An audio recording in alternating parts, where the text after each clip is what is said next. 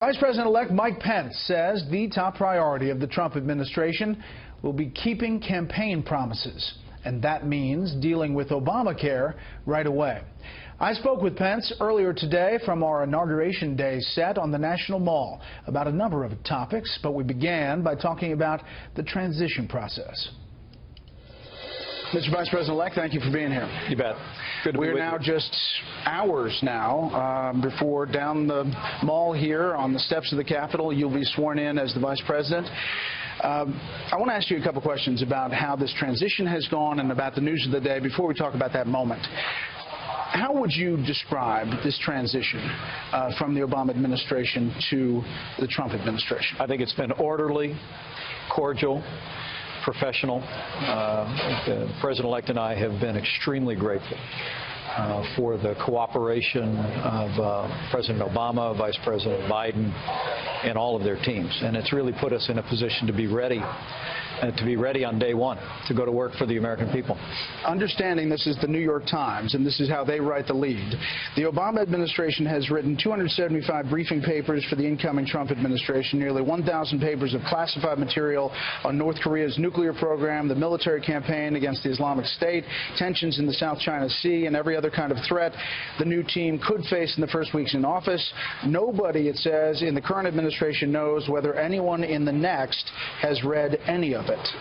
Well, how do you respond to that? I can assure you that the information flow has been very positive. And our team, whether it's our national security teams, whether it be our incoming nominees leading the CIA or the Department of National Intelligence, have all been working very closely with the administration. I think, the safety and security of the American people is the top priority of any president, including our president-elect. And we just, again, I couldn't be more grateful. I personally have been grateful for the opportunity that I've had to sit down with Vice President Biden, who, in addition to serving as Vice President, has served for so many years in the Senate on the Foreign Affairs Committee. And we've had a chance to have some very significant conversations about some hot spots around the world. And I just think the American, if you'd seen what I'd seen up close and personal in this transition, Brett, the American people would be proud of the outgoing administration, and I trust they'd be very proud of the team that President-elect has assembled. Well, some Democrats and obviously many Republicans are not proud of the decision to commute the sentence of Chelsea Manning. There's a lot of concern about it. I want to get your reaction to it. And we're now learning that the Defense Secretary, top leaders of the Army, said they did not want that to happen. Yeah, I mean, to commute Private Manning's sentence was a mistake. Private Manning is a traitor and should not have been turned into a martyr, as Senator Cotton said. Private Manning's actions compromised our national security, endangered American personnel downrange, compromised individuals in Afghanistan who are cooperating with our forces by leaking 750,000 documents to WikiLeaks. The simple fact is that I disagree very strongly with the President's decision to commute Private Manning's sentence. We have to be so serious on the subject of protecting our nation's secrets, and so we'll register strong disagreement with that, and our administration coming in, I can assure you, as you've heard the President-elect say again and again, is going to be committed to protecting our nation's secrets. So then, taking it to Julian Assange, if Julian Assange, as he has said, allows himself to be extradited to the U.S. after this commutation, will a Justice Department under President Trump, who has praised Assange for some of the things he's done, actively and aggressively prosecute him? Well, I think what the President-elect has said is that the information that came out through WikiLeaks, which has never been questioned as having been real information, real emails that were verified, was useful to many Americans. But that doesn't mean he agrees with or that we endorse the tactics or the actions of Julian Assange. And if he's extradited to the United States of America or any jurisdiction here, I'm very confident that we would bring to bear the law on his actions and hold him accountable. This is the front page of the Wall Street Journal. Dollar Sync says Trump talks it down. It is unusual for a president-elect, president, to talk about the strength of the dollar. Is that going to be practice? Well, I think the American people have elected a man who understands business. And our president-elect understands that a strong dollar actually has a negative effect on American exports. And in fact, much of the financial crisis in Latin America just a few short years ago was driven by a strong American dollar. And so expressing himself on those issues and expressing himself on broader economic policies, I think is something the American people welcome, and they should get used to. This is a man who understands what makes this economy tick, what drives American growth, and it's why you're going to see from the outset of this administration a focus on advancing the kind of actions and policies that will unleash the bound-up potential of the American economy. And as he always says, we're going to move on his three-part agenda: jobs, jobs, jobs, from day one. Yeah.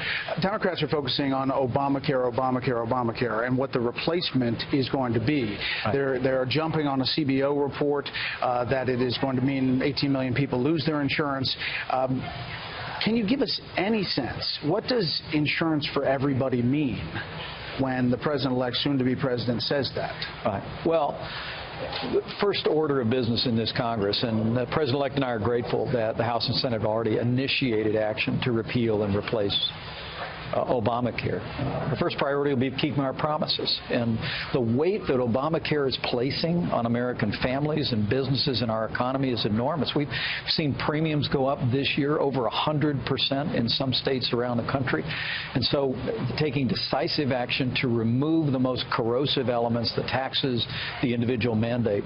But the president-elect's made it clear in the last several weeks to leaders in Congress that he wants to do repeal and replace concurrently on a dual track. And so we're really working around the clock. Is that plan there? Is it Price's plan? It really is. It's coming together, and I know that Dr. Price is on Capitol Hill today as a part of his confirmation hearing, and we've been working with him. We've been working with our broader policy team and with members of the House and Senate leadership to begin to craft that alternative plan. But very simply, it's going to be what the president-elect talked about in this election: allowing the American people to purchase health insurance across state lines, allowing the free market to meet the needs. We can have low-cost health insurance in America by implementing free market principles and implementing the kind of reforms in Medicaid that will allow underprivileged Americans to be able to take more control of their own health care. Finally, what do you say to the people in this country, including the 50-plus lawmakers who say they're not going to show up, for the people who are marching on the streets who say this is not a legitimate president, who say they have a problem, they're really worried, they're scared? What do you say to those people on Friday? What does the president-elect, soon-to-be president, say to those people? Well, I think what the president-elect said the night he was elected, he meant. He said it straight from his heart. He wrote those lines. And I've seen him put that into practice every day since the election results came in, as he's met with a broad range of people in that office in New York, how he's assembled this extraordinary cabinet of people with diverse backgrounds.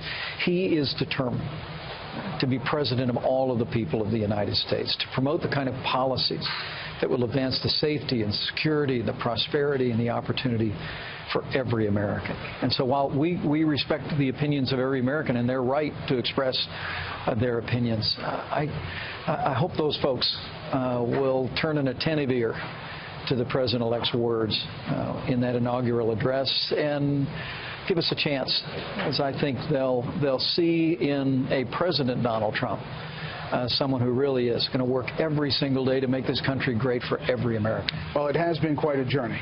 Vice President-elect Pence, thanks for the time. Thank you, Brett.